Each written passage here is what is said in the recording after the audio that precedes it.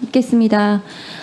역사상 최초로 진행되는 검사 탄핵 조사에 용기 있게 출석해 주셔서 고맙다는 말씀을 드립니다.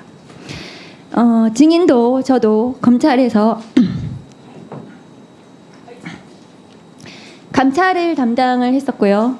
검찰은 제19 감싸기가 극도로 계속해서 진행이 되던 조직이었고, 김학의 동영상이 나와도 김학의가 아니다라고 말했던 조직이기 때문에 이 검사에 대해서 지난 5월에 대대적으로 보도가 되었음에도 불구하고 검찰 내부에서 아무도 진상조사를 하거나 감찰이 진행이 되지 않았습니다.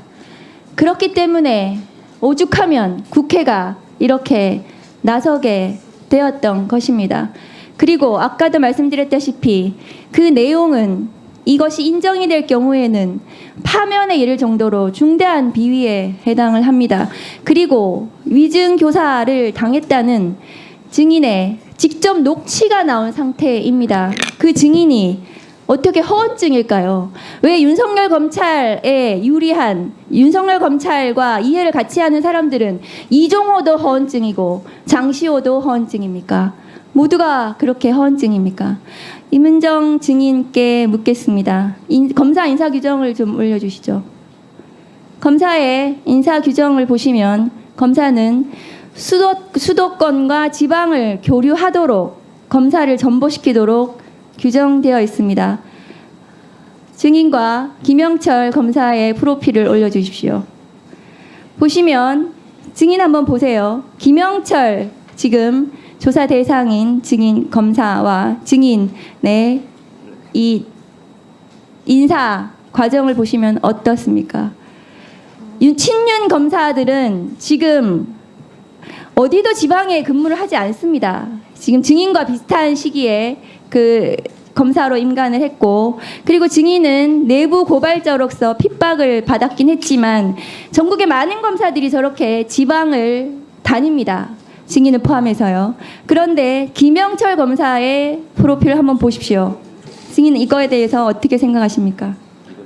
그 윤석열 대통령님 이전에도 잘 나가는 검사들은 서울의 근처에만 시골에 간다 하면 서울 북부지검에 가던 검사 시절도 노무현 대통령 때 있었다고 제가 들었으니까요. 잘 나가는 검사들은 수도권에만 있고, 그리고 발령이 정식으로 안 나더라도 비공식 파견으로 했던 것은 흔히 있는 일인데, 본인들이 원하는 수사 결과를 내줄 유능한, 저로서는 사냥개라고 제가 더러는 표현하는데, 유능한 결과를, 내가 원하는 결과를 내어줄 사람들을 가까이 쓰는 것은 검찰에서 여기 계신 검찰 출신들 다 많이 보셨지 않습니까? 우리 박근택 의원님이나 이성윤 의원님도 다 검찰국장 출신이시니까 그런 사람들이 좋은 복무평정, 내가 원하는 대로 수사 결과를 내준 사람들한테 S나 A 가장 좋은 평정을 주면서 요직만 다니는 것은 검찰의 많은 병폐, 검찰이 악순환인데요.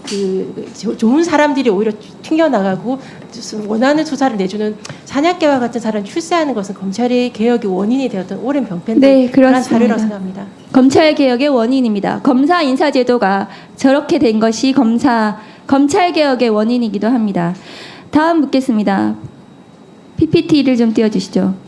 법무부 자료에 따르면 장시호 오늘 불출석한 증인은 수감 기간 중에 총 68회를 검찰로 출정 조사를 받으러 갔습니다. 그런데 68회의 출정 조사 중에 제대로 조사를 한 것이 몇 회인지 알 수가 없습니다. 그런데 증인께서도 한명숙 모해위증 사건에서 수용자에 대한 이 조사와 관련해서 파악을 하셨기 때문에 이것이 익숙하실 겁니다. 이 장시호 증인이 수감 기간 중에 조사를 받기 위해서 검찰에 출정을 했지만 조사를 제대로 받지 않고 사적인 편의 제공을 받았던 것이 아닌지, 증언 연습이라도 한 것이 아닌지 의심되는 것은 너무 당연한 일 아닙니까? 네, 그렇습니다. 제가 그 신흥석 지금 서울 남부지검 검사장으로 알고 있는데요. 그분에서 2010년 12월 음성 녹음되어 있던 걸 제가 그때 감찰 조사하면 직접 들었었는데 한만호 씨가 법정에서 사실은 그 한명숙한테 돈을 주지 않았고 검찰에서 뭐 회유가 있었다라는 거 증언을 했을 때 구치소에 찾아가서 내가 협박했냐 이런 것에 대해서 증거를 남기시려고 본인이 직접 녹음하셨었는데 하는 과정에서 했던 말씀이 제가 정성이 부족하여서 한만호 사장님께서 마음을 바꾸신 것 같다라고 안타까워하더라고요.